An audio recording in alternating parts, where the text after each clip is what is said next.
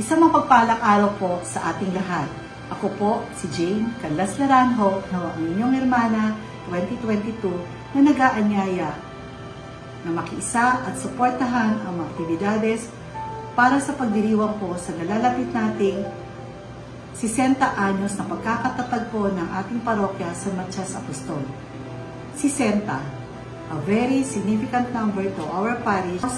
We are here, blessed and healthy, to witness and experience to celebrate our founding anniversary.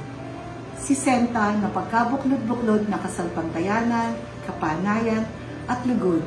Kaya narito po kami sa pamumuno po ng ating putihin, masipag at mahal na kura paroko na si Among Ronnie Rical at ang lahat po ng bumubuo ng founding anniversary ay naghanda po ng ilang aktibidades mula July 10 hanggang 20 na para mag-celebrate po tayo.